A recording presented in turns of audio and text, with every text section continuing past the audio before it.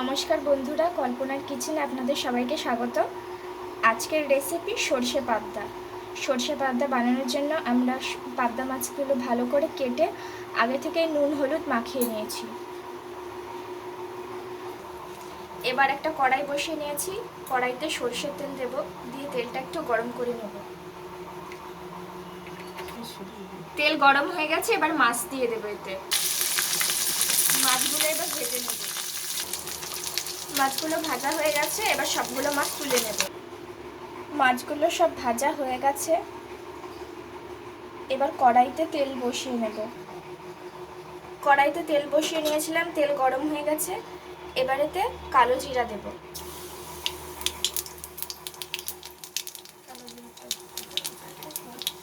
কালো জিরা ভাজা হয়ে গেলে এতে কারি পাতা দেবে।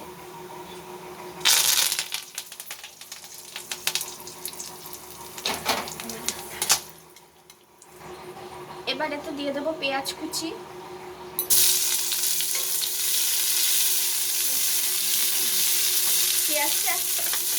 পেঁয়াজ কুচি দিয়ে একটু ভেজে নেব।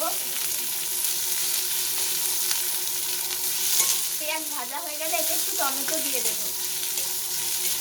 টমেটো দিয়ে ভেজে নেব।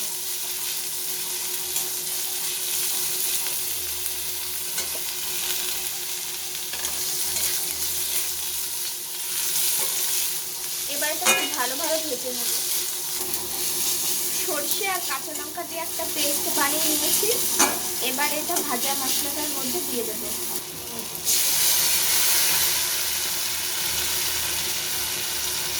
মশলাটা দেওয়া হয়ে গেছে, এবার নুন আর হলুদ দিয়ে এটা ভালোভাবে কষিয়ে নেব।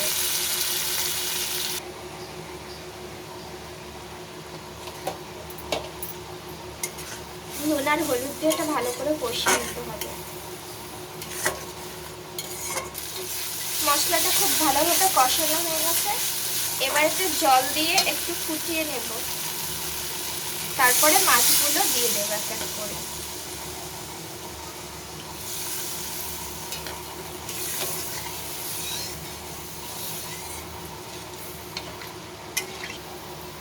ঝোলটা খুব ভালোভাবে ফুটে গেছে, এবার এক এক করে মাছগুলো দিয়ে দেব।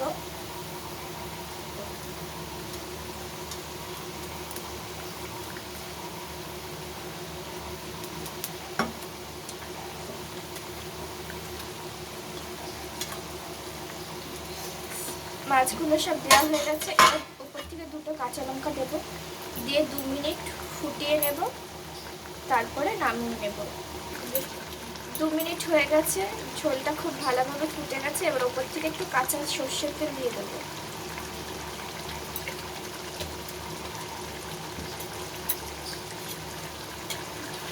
এবার আস্তে আস্তে নাড়িয়ে নেব, নাড়িয়ে নামিয়ে নেব। তৈরি হয়ে গেছে আমাদের সরষে পাবদা।